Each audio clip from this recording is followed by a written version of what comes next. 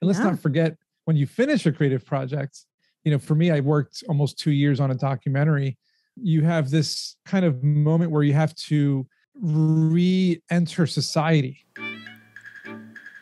Welcome to Story Power, a bi-monthly podcast where my guests and I geek out about the stories we're passionate about in all different genres, styles, and formats. My name is Lucinda Sage-Midgorden, and I started this podcast in the summer of 2020 at the beginning of the COVID-19 pandemic. As I watched the reaction of my friends, family, and social media circle, I noticed that many people turned to stories for comfort and help in making sense of the craziness going on around them. My goal was to do the same for my listeners, but as I chatted with my guests throughout the first year, I discovered that their personal stories were the most fascinating thing about each episode.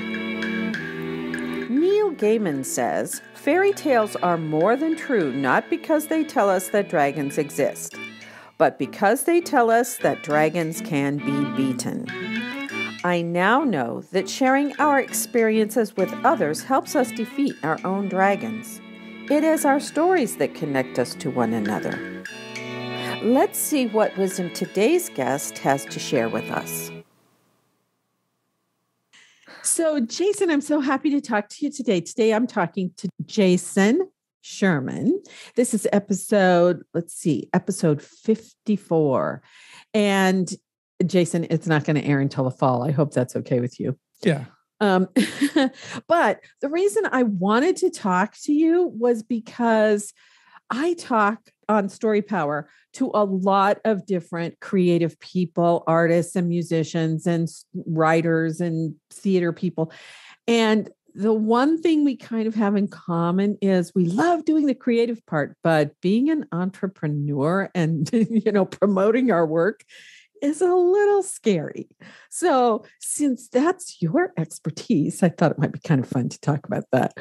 Yeah. And I happen to do both. Everything you just mentioned, I happen to do a little bit of each of those. Before we jumped on this call, I was working on a new song. In the middle of marketing my current documentary that I finished during the pandemic. So talking about the business side of finishing a creative project, and let's not forget, when you finish a creative project, for me, I worked almost 2 years on a documentary. You have this kind of moment where you have to re-enter society, because people don't really understand what that's like when you not only finish a creative project, but then you have to kind of go back into the real world, and your brain is in this mindset of creation, and you're not really paying attention to what's going on around you. So now the Band-Aid was ripped off because the project is finished, and now I have to market this thing, and it's totally different and challenging, and it can be overwhelming compared to creating the movie is now promoting it. So you have to do a kind of a mindset reset in your head. Basically. Right. It took me about, I want to say, and I'm still going through it, to be honest. That's why I haven't shaved in a couple of days. Seriously, it's equivalent of like raising a child and then giving it away. It's a traumatic experience in a way, because, there's a little bit of PTSD in terms of, I just gave my baby away. Now the world has it. And now I have to kind of help the world see the child and raise the child. And in this case, so you need time. It's a lot of meditation and yoga and going for walks and breathing deeply, trying to be in the moment to try to get through these days of, well, wait a minute, I'm not creating this thing anymore. What am I doing? I'm just posting tweets and posting on Facebook and doing marketing press releases and, doing interviews like this. And so it's a completely different situation. And you're right. It is a complete mindset reset. Yes. So tell me about your documentary. What's the name of it? It's called Cutting Corners. And it happens that my brother's building was demolished in 2017-18. After I was just finished my second film, King's Highway, which is a historical documentary. And the call to action in that film in 2016 was to stop knocking down historic buildings to put up cardboard boxes, which is what they.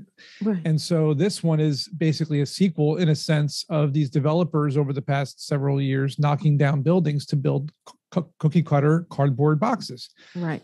And my brother's house was demolished by accident. There was a lawsuit, of course. But this has been going on throughout every single major city in America. And as you saw, the housing crisis kind of took over during the pandemic, where house prices went up, 200%. Lumber prices went up 200%. And first-time home buyers could no longer purchase a house. It was just out of their, spending limit. And so this film focuses on unsafe construction, unsafe practices, people getting killed, people losing their homes, buildings falling down, like the Miami Champlain condo collapse that happened last summer. That's in the movie too. So I finished it, released it. It's out now. It's on Tubi and Plex. We had a local private movie premiere we had for the local people here in Philadelphia. But it won a couple film festivals. I got some awards to my left. Cool. It won Best Documentary Feature Film at the Los Angeles Film Festival, and the other one was a Pinnacle Film Festival. So it won some awards. It's now distributed. You can see it on Tubi and Plex. It's got 50 million people are able to watch it now. And but yes, finishing that it was draining. It was mentally, physically, emotionally draining. And people also don't realize when you're working on a creative project, especially a film, and you're the editor, because I was the editor, as well as the writer and director and producer. I have to watch the interviews of the people who went through these traumatic experiences over and over and over again. So it was tough on me. Oh, gosh, I would think so. Yes. Oh, my goodness. And I was just thinking today, I have an episode airing of a woman she was born in Colorado, but she lives in Paris. And I've been to Europe, and buildings that we would think, oh, well, it's old, we have to tear that down. They just laugh at us because some of their buildings they last hundreds of years. Yeah. Right. Yeah. Yeah. Here you buy a new construction house and it falls down in 5 years, 7 years. It's starting to fall apart. Oh man, yeah. Because they're using drywall and over there they're using cement and stone and it's cheap, man. Over here, all the developers, it's all about making money, right? It's all about making money, and that's why it's called cutting corners, because they're cutting corners left and right, whether it's material or labor. Oh yeah. So. And that's kind of interesting. I don't know why when you said they're not using cement, there is. In Douglas, Arizona, it's the like almost the far southeastern corner of the state. It's a border town, and it used to be the smelter for the Bisbee mines and the copper mines in Bisbee. And so they built a theater. It was a movie theater, and it was made out of the same concrete that they used in the mines. And it was so sturdy, they can't tear that building down. So there's been this effort for years and years to try to put the roof back on and restore it. That's funny. But you can't, it's so well built. But see, there's buildings like that you can repurpose it. Oh yeah. You can reuse it. Like that's the problem, is a lot of developers, they don't want to reuse. They want to knock down and build from scratch. Whereas that Bisbee building sounds awesome. It sounds like you can make it into something else. Yeah. So that's kind of the call to action. Actually, they still want it to be a theater. They just, but they have to repair it. Yeah. In Douglas. Yeah. So, but that's funny too, because the repurposing the building, our mall is dying. And so a little community theater company moved in there and took over like 3 stores and made a theater space for themselves out of the mall. Yeah. That's good. Theater is important. Yeah. I'm surprised they survived a pandemic, because they started right before the pandemic, but they're still here and they're starting to thrive. So that's really cool. Yeah. And, you mentioned in the beginning, you want to talk about like being an entrepreneur and the business side of marketing your creative projects. And my first two films came out in 2010 and 2016.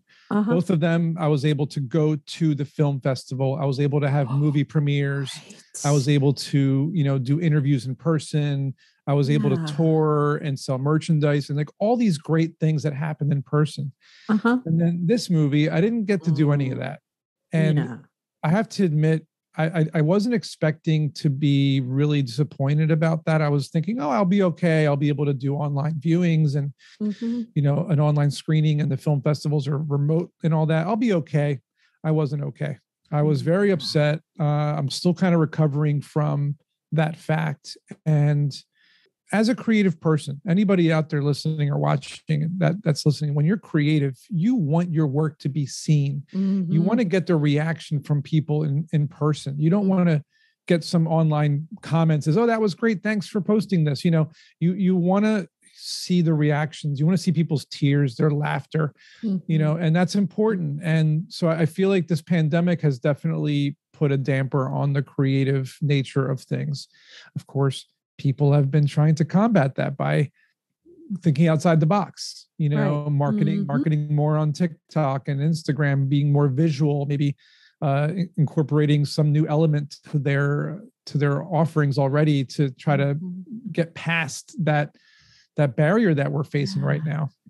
Yeah, because my co-teacher at the college, we teach theater. He's a theater professional. And he had 2 or 3 things lined up and then boom, couldn't do it. It's gotta be very, very crushing. Yeah. And the livelihoods of lots of people that he knew were just yanked out from under them because of the pandemic. So that's a shame. I want to go back to the whole thing about film festivals. Because I'm not quite sure how this works. When you do a film and you enter it in a film festival, is it a possibility that you'll get a distributor to help you distribute the film and so in the wider? That's a great question, because in the past, that's exactly what happened, right? In the first two movies. The first two movies, I was able to go to these film festivals and there were agents and distribution companies showing up to the film festivals. But this last one, the 2 festivals I did were online because you can't do in person. And the only lucky thing is that I already have an agent and a distributor for both of my movies. Right. So I just gave the movie to them.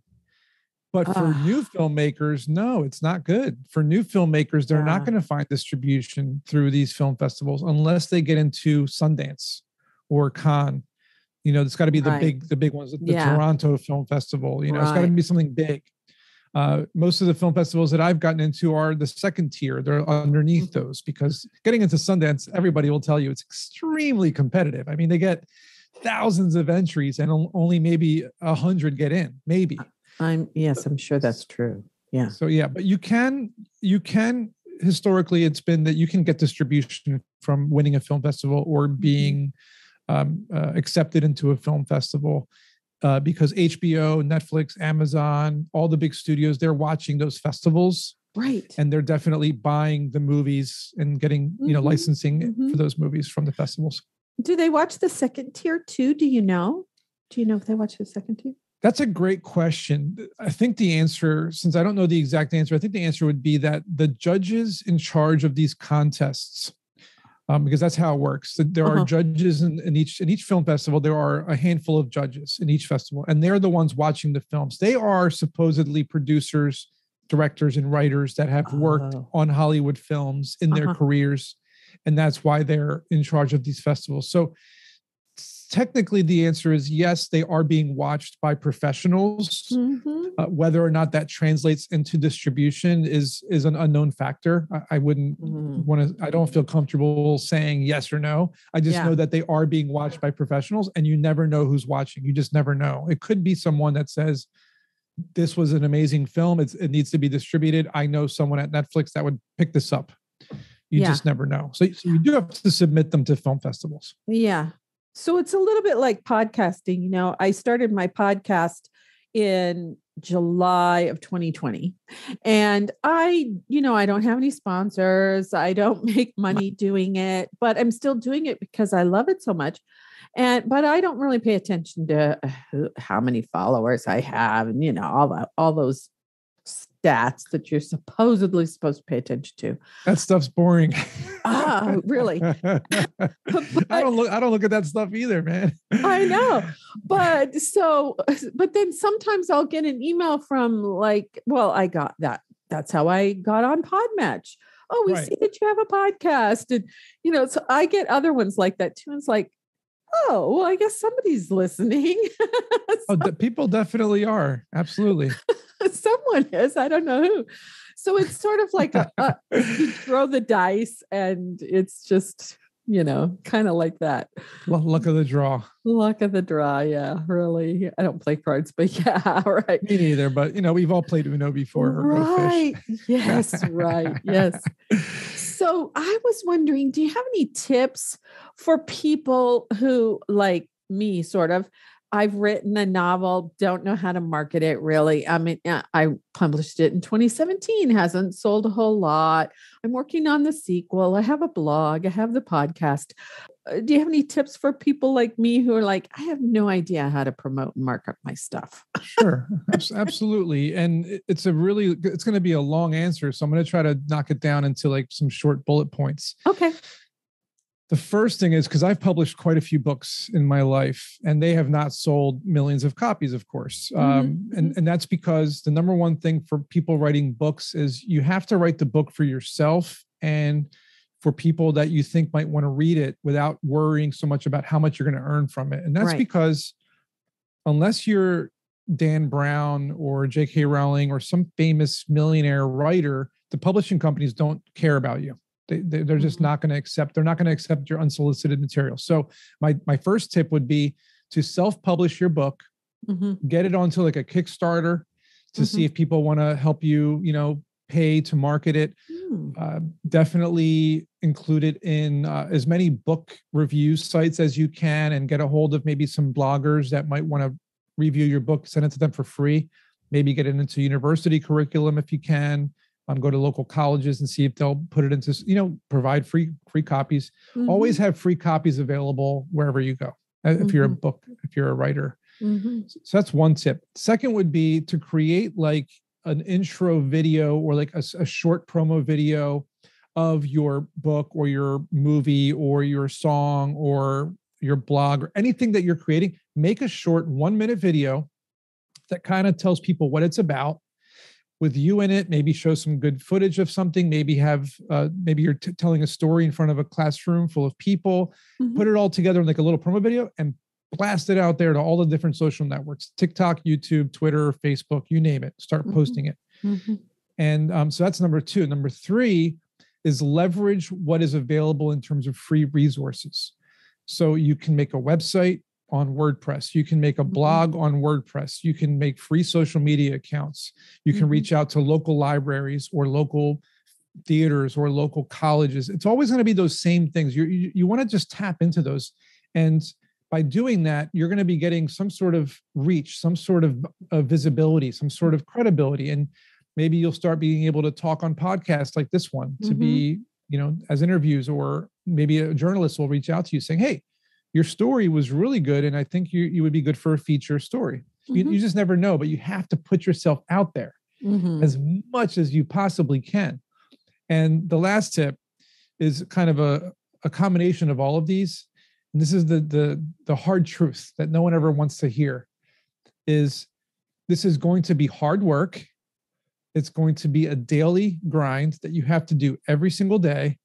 And when it seems like you're not getting anywhere, you got to push through that and keep doing it over and over and over again, because eventually, as that saying goes, hard work will pay off. You just got to stick to it.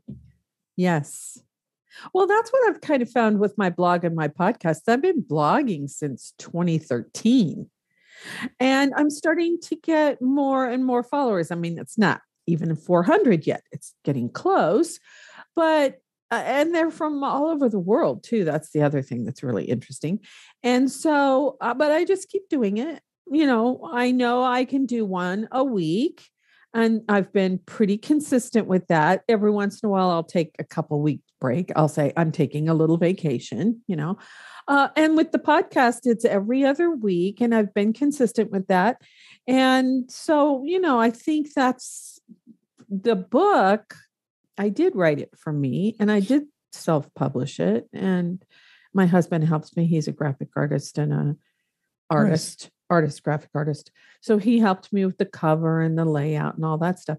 But yeah, the promotion part is kind of the hard part for me because I'm an introvert. And so, but it's easier to do, for some reason, it's easier for me to do with the blog and the podcast. It's so much easier to promote those than. Well, the book is also a physical, tangible item, right? And so it's something that you have to, my opinion would be, or my suggestion would be to physically print out as many copies as you can afford without breaking the bank and start giving them out to people at colleges or events that are tied to the topic of the book. And just start giving them out. Set up your own book signing. People have done that before. You know what you could do? I did this before for one of my books. I went to a local Barnes and Noble because they're dying. And this was years ago. And I said, hey, I have this book that I wrote. It's in colleges. It's doing well, called Strap on Your Boots. It's kind of an entrepreneur's guidebook. And I said, do you think I can set up a table here one day and do a book signing, and I'll bring people? I'll do a newspaper article. So I contacted a local journalist I knew. And I said, hey, do you mind writing something up about this book signing? And he said, sure. Wrote a book signing. I was on on the side of the front page. And people came to the bookstore on that Saturday. I had free coffee and donuts, and there was a line around the block to get those books signed. And I just gave them away for free, and I just signed the books each one by one. Yeah. And that's just a way to get the word out there. People taking pictures, they post it on social media, and that's just one way of doing it. There's a lot of different things you can do. Yes, you just have to be you have to be creative about your marketing as you are about creating your whatever it is, your song or your movie. Exactly. Because some of my theater students are filmmakers too. And one of my college friends has an independent film company, Strata Productions, I think. And so, that's it. You just have to keep, like my college friend said, you just have to keep going out there and trying to get the money to help, make your film. You just have to keep going, talking to people, getting the money. It's hard work. And I don't think of my blog and my podcast as hard work. It's fun work. And when I was an actress and director, I haven't directed anything for a while, but it was work. It was, but it was also fun and enriching. And so the marketing. What did Confucius say? Find a job you love and you'll never work another day in your life. That's right. Yeah. And that's what we're doing, right? When you pick something creative, it's not work. It's joy, it's passion, it's something that you love. Maybe marketing it, not so much, but you mentioned someone out there looking for money for funding for a film. I'm talking to a first-time writer-director right now, and she wants to make her first movie. And I looked at her script, I looked at her budget, I looked at all the stuff that she has, her business package, and I thought it was good. And I said I would join her as a producer to make this as my fourth film. And so I just kind of started talking to her about it. And I mentioned, look, instead of waiting to find the budget, which is what you just said to me, you said this person's out there looking. I don't like to be idle, looking and waiting for a budget or looking for someone to give money. You don't want to do that. Right. So I want to go back to what you said about that. And I want to mention to people who might be out there right now, you're out there right now looking for money for your movie or your book or your album or something. Don't wait. Create whatever it is that you can. So find what's in your control. Do you have a friend with a camera? Do you have a friend with a microphone and a computer that can record an album? Do you have a friend that can help you with your book? Whoever it is, whatever it is. Right. Don't keep waiting and waiting and waiting. Right. And you don't have to work on that project. This is the thing. This is the misconception. You don't have to work on that movie or that album. You can just work on a song. You can work on a short film or a commercial or a music video, something simple to get more content under your belt, to get more experience, to learn from it. And guess what? Along that process, you might just happen to run into somebody who says, well, what else are you working on? And you say, well, here's this script, or here's this album idea. And it's, oh, I'll pitch in, or what, you know what I mean? So you can't just sit around and wait. You got to keep creating stuff. Yeah.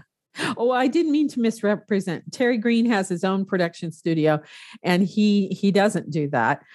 He's produced films that have been, award winners too at film festivals and things, but that's part of the side thing, is always looking for money while he's doing these other creative. Yeah. Exactly. Well, I guess my statement is going towards the people that are not doing that, the ones that are literally waiting for that one thing. And I'm like, guys, to wait for $100,000 or 200 grand or $1 million or whatever you're looking for, it's not going to happen. No, you can't do that. You have to push. You have to push. Yeah. And that's Terry's thing too. Terry Green, my college friend, that's his thing too. You just have to create it and keep, there's lots of little balls that you have to kind of have in the air. And that's the thing. I look at the creative process and I concentrate on that. And then kind of on the side, like later today, I'll go to Instagram and Facebook, and the RSS feeds go there anyway, but then I'll just repost it, talk about it.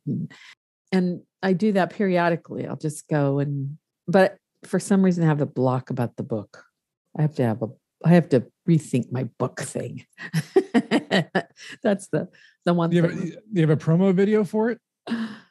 No, I did not make a promo video for it. And a couple of writer people that I met on Facebook, I guess you could call them friends. They team write. So they'll call each other and write for half an hour or 45 minutes. And they don't live in the same state either. But one of them, she'll post little 2 or 3 sentences on social media from her books. And I thought, oh, that's a really good idea. So my book is really long because it has 2 timelines. But yeah, so at some point, I think I might do that with the one I'm working on now. I'll start doing it with the sequel book, and then go back to the other one. Yeah. Good strategy. So yeah, this has been really fun. Do you have anything else you want to say? I feel like the tips I gave and the information I've given will hopefully help people listening to this or watching. But I think the main thing is, when you're finished creating a project, when you're done, give yourself the time you need to heal, because it's going to be a healing process. When you're ripping off a major Band-Aid and there's a wound that is now going to be left festering, and you have to really take care of it so that it doesn't get infected.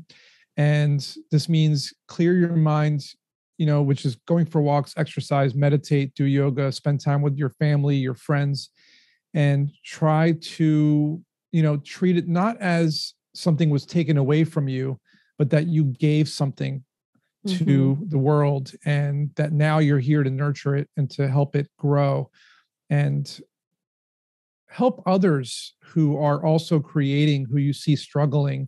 This is important, because although I've created a lot of things in my life, whether it's movies, books, songs, writing, websites, mobile apps, everything, I've always made a point to help others who I see struggling, who they're on the right path, but they're veering off course here and there, and they just need to be nudged along and kind of guided a little bit, because it's also healing for you, because you're getting therapy out of it by helping them and seeing results. And so don't forget about the people out there who you used to be like.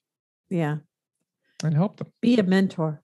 Well, yeah, I've been a teacher for about 50 years in one capacity, teacher's aide or teacher, since I was 18. So I'm really into that whole thing of helping people, give them open up, because a lot of times they don't even know their own talents. And you have to say, hey, look, Exactly.